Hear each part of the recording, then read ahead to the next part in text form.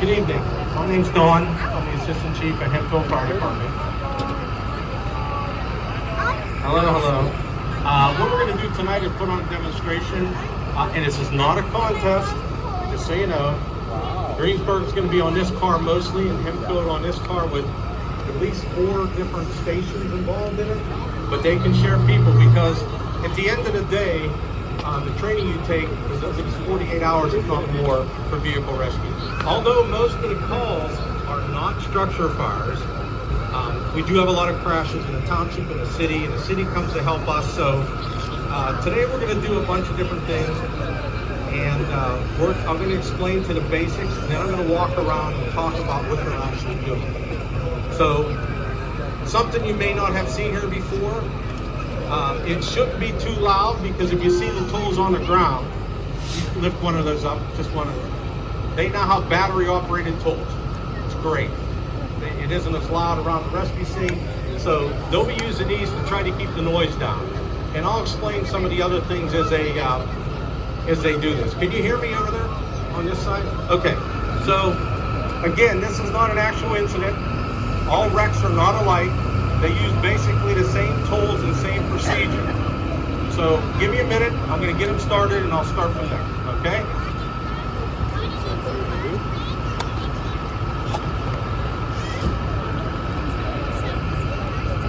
Ready, down.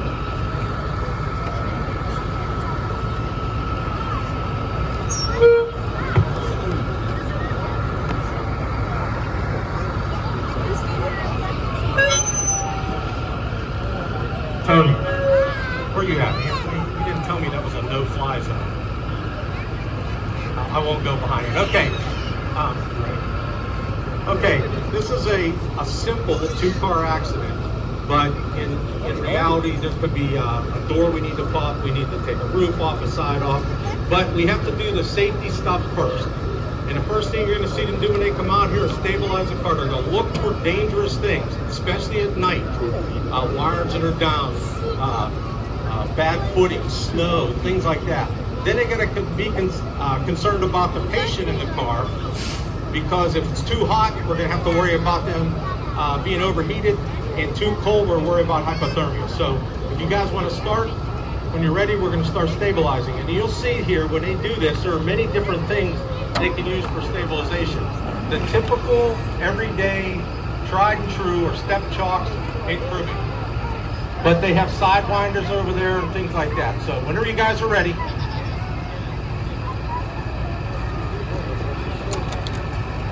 If you note here, we have we call them cams, fire extinguishers. Typically, we pull the line off during in traffic. So in case anything bad happens, we can quickly extinguish it. Here you're watching, they're putting what's called step shocks upside down over here. You can do those both ways if you look, depending on how high the vehicle is. And it allows a level plane, something that doesn't go back and forth. Even if the car is on all 4 wheels, it doesn't need it stable. So you see them use, it's called a sidewinder. They just use a regular drill, push it up. It gets to where it needs to be, and it makes the car stable. Same thing going over on this car. You put the step shocks in so the thing doesn't roll away. And then we'll methodically take doors, windows, car, depending on the situation, both sides, the whole side. So as we work through here and they start doing things, I'll walk around and I'll explain it.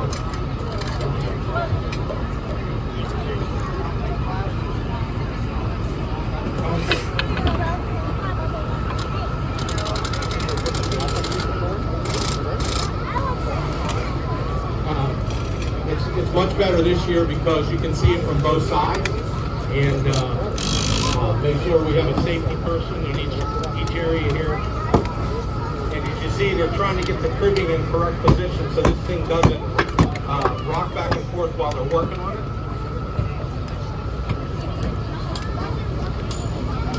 You see here he's starting with simple hand tools to get what's called a purchase point to start these hydraulic tools. Typically when they do windows like this, they're putting it inside because we don't want to get too much on the ground. We would have the patient covered. So inside the car. And this one happens to have a faint patient in it. They have to be protected. So at all times we have rescue going on, there's somebody always talking to our patients to make sure they're okay. And when we do something on the outside, we have to tell them what they're doing on the inside.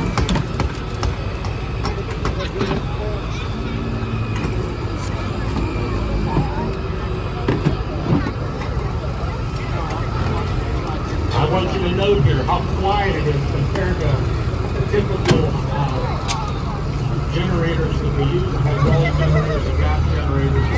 We still carry them because of all the battery power. We still need a way to educate the people. We have 2 incident commanders here. One for this car, one for this car, who directs the operation. Generally, one officer will be standing back, getting the big picture, so he can tell either side of his crew if there's going to be something in danger. Because if they're focused on this car, they're not worried about the car on the other side. So they have to communicate back and forth to incident commanders to make sure that the things are going good. Now everybody inside this circle, except for me, is a safety officer. They can stop an incident any time by yelling stop. If there's something stupid going on, I have to say that sometimes. Because when you have let's see, if you have an action, there's an equal and opposite reaction. Even though we practice on cars that may not be smashed up, once it takes it out of its normal form, you don't know what kind of reaction you're going to have. And you'll see here, well, you can't see it all. They can do the same procedure, the same door removal, multiple ways, depending on how the car is crashed, how it crumples. And your cars, for those you probably aren't thinking, cars nowadays are made to be safe, which means it crumples to protect the driver. This makes it a little bit more difficult for us to do our job. These guys practice all the time. They come up with tools that will do the job. And that's what we're trying to accomplish on every crash, is to make sure that we protect our patients. We actually remove the car from around our patient to get access to get the patient out. Just when we put somebody in the car, it doesn't mean that's the way we're taking the patient out.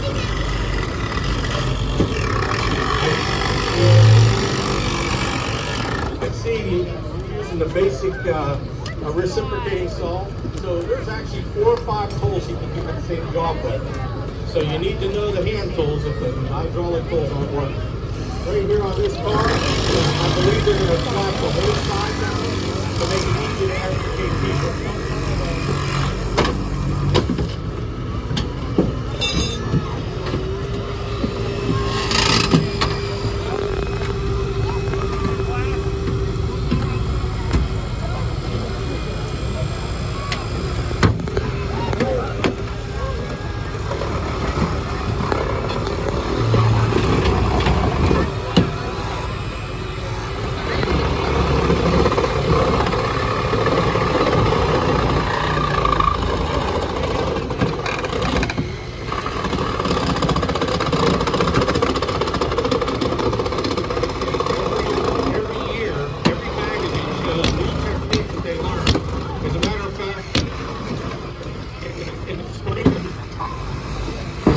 Next year, they've already changed the basic rescue class, increased it to 60 hours on lessons learned after a couple of years. And the new cars, battery operated cars, tractor trailers, buses, all those kind of things, it requires knowledge to do some of these things. Sorry.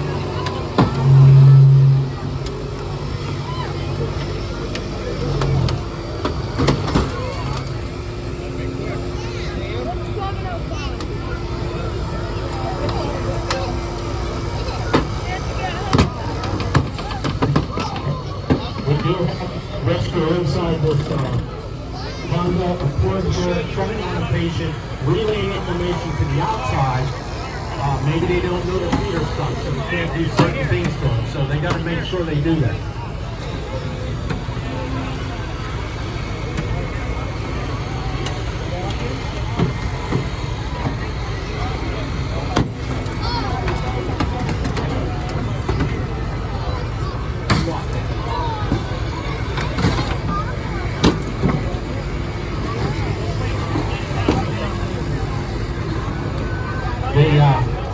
They move these stuff away from the car in a junk pile because when they extricate the patient, you can't be running over all this stuff, including the tools.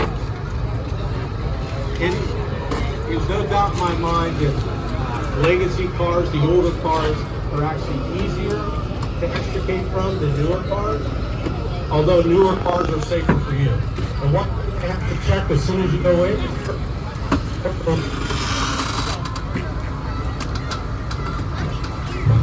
where they're located at is different for every version, every type of car. So there's marks inside the car that indicate self-restraint systems, SRS. So if you look in your own car, any place you see an SRS means that there's an airbag that's going to come out of there. Some of those cars have up to a dozen or more airbags. So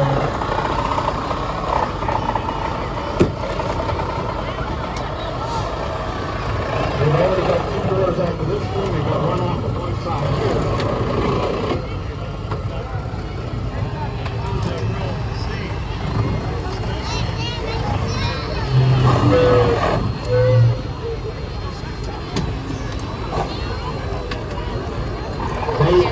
They can take the door off from the inside or the inside.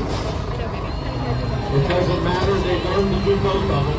Sometimes it's just easier to take the front of the doors and the back of the doors, the top of this post. They named the post, so this one over here is the B post. You cut it, you can move the whole side down. And we've done that before. We have multiple patients in the car.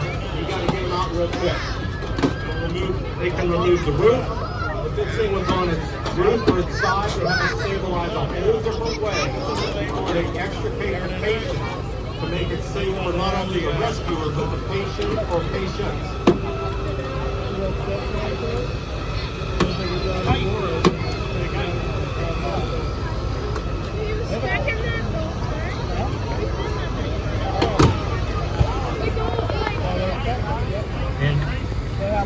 And those tools are semi-heavy there, so they have to switch on and off because it gets a little tough to hold that thing up the whole time. Got in before they started cutting. It's just the simulation.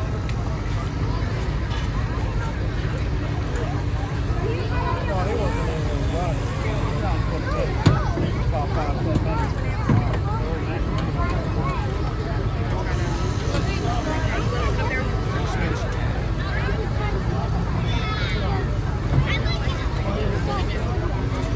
Most of these new tools have built-in, they switch on back, have built-in lights.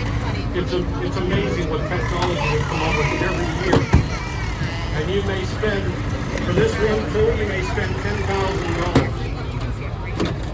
Well, apparently it's under $20,000. But it's worth the light. Any light you save, it's worth it.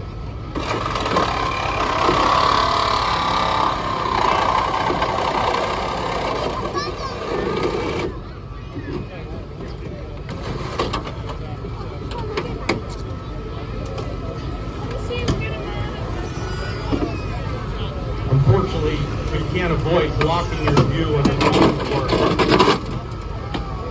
Over here, it looks like we're going to get ready to take the roof off. We'll take the roof off.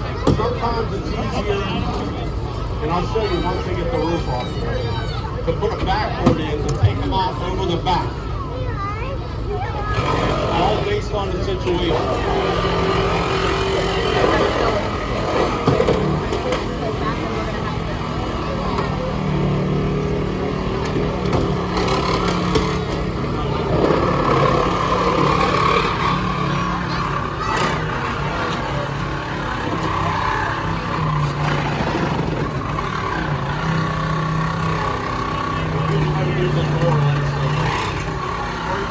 Or you need a convertible.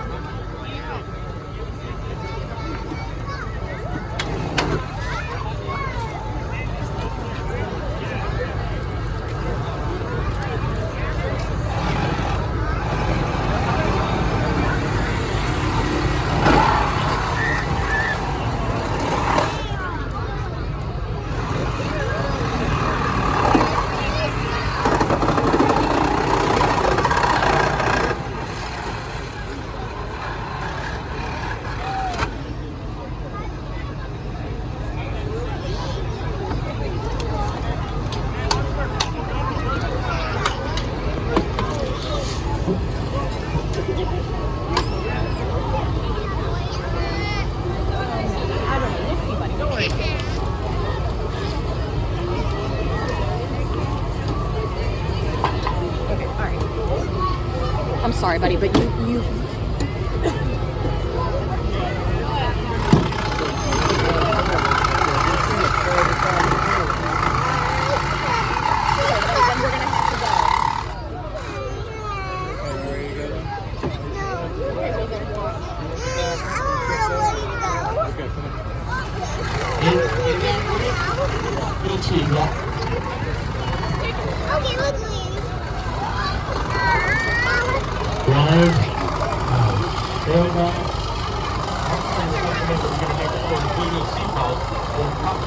Believe it or not, in that post, the strongest point is where that seatbelt attaches to the post for obvious reasons.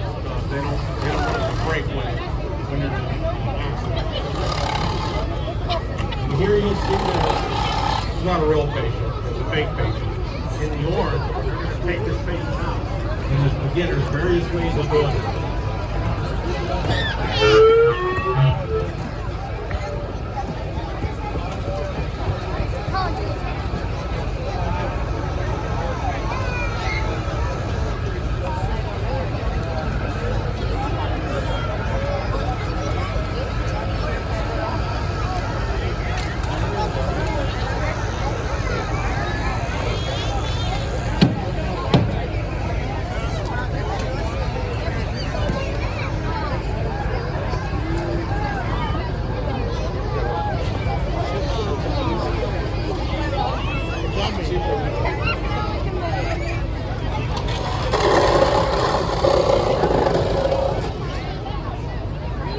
Okay, now, as talking to the firefighters, they're going to fly this patient. Just think how many people we need just to extricate the 2 cars, and fire suppression, and a landing zone, and traffic control. You reach a dozen and a half firefighters pretty easy.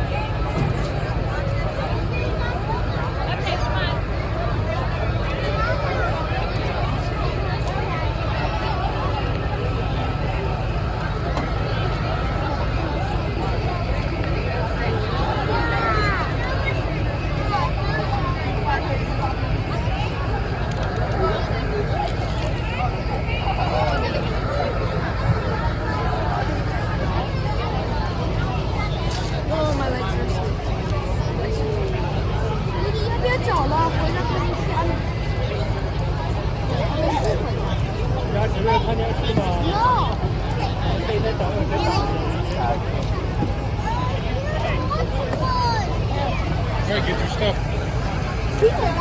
Okay. We're just going to show you a few more things. Okay. They're going to take some other things out. If you want to. Also, we can cut that steering wheel.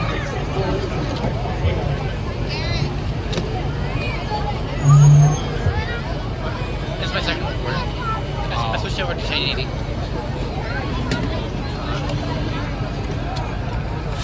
Good. Okay.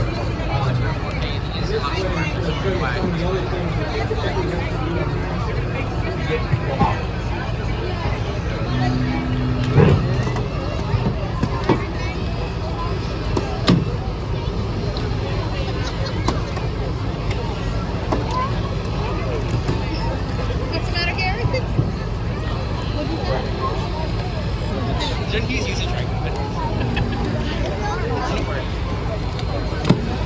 Not a very good tripod. Oh well.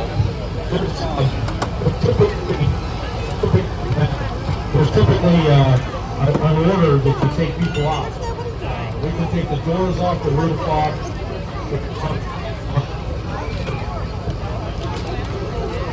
will go to the trunk. But if it puts it on its side or on its roof, again, it limits your ability to take them out the way we typically do. So this is, for lack of a better word, this is an easy one, but sometimes it gets technical. These rescue trucks have not only tools to do vehicles, but they have tools to do road rescue, trench rescue, confined space rescue, high angle rescue. So although this is the most used for equipment, most of the rescue trucks see here can do multiple things at the scene, because what if this car's over here? And you got to rappel down, build a system to haul them back up and things like that. So most of the trucks, if not all of them here, have the equipment to do that. And but most every day, this is the everyday accident.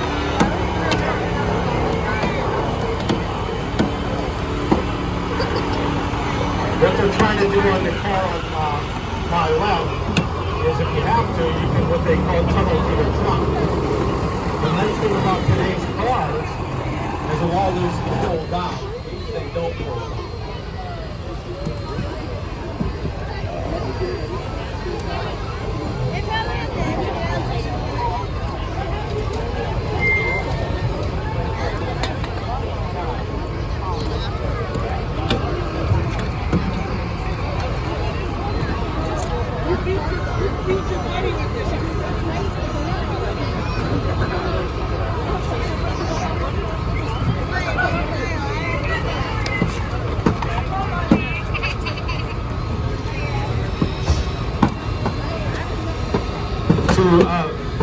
To push this dash up here, we're going to make relief cuts on the A post. And just like the alphabet, we start with A, B, C, D. Think about a school bus, how many posts we have to name. So if you're one side of the bus, you tell somebody to go around the other side of the bus and cut the same post, you got to be on the same page. So what they can do is simply make relief cuts, push this up, and make room to get somebody out.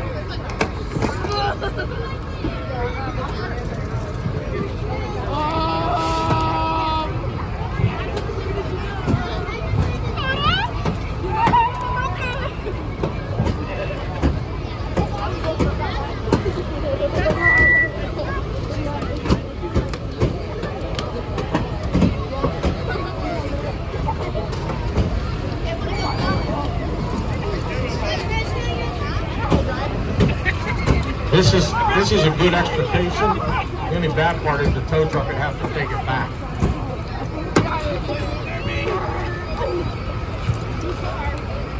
You okay?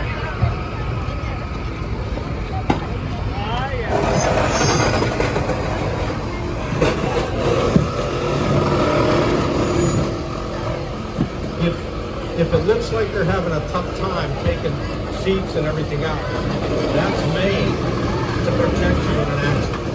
That's why they're tough to pull out. Those particular items are supposed to keep you in the car. And that's why seat belts are important. All the time, everything.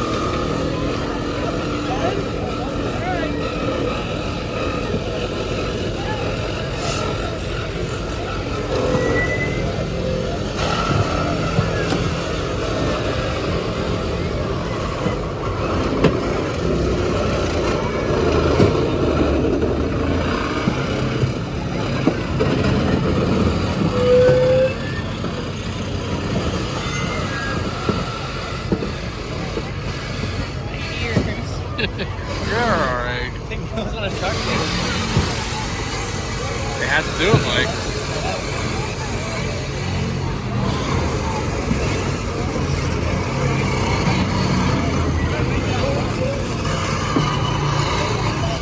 There's the one seat. This is a long one compared to past.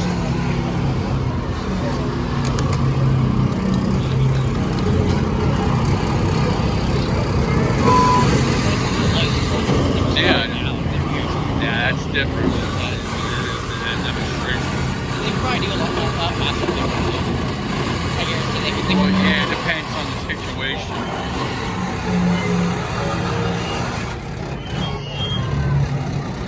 That microphone though.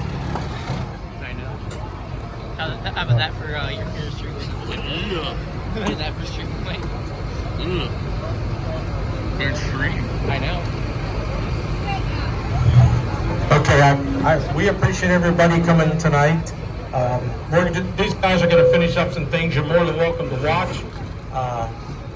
But we just wanted to show you how important one of the most common calls we get in the county are these accidents. So they're ready for them if they need to. And thank you again.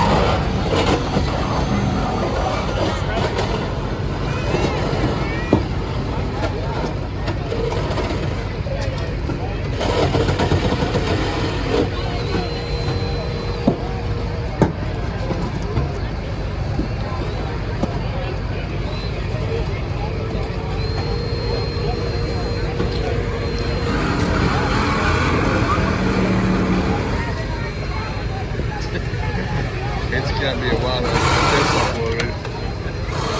Yeah, I'm sure you want to see a massive video file.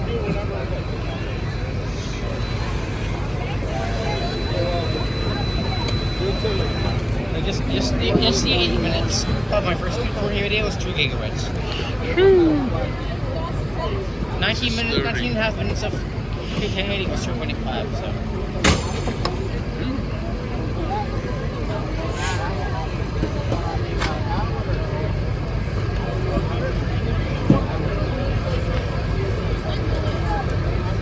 This is a big video file, I mean.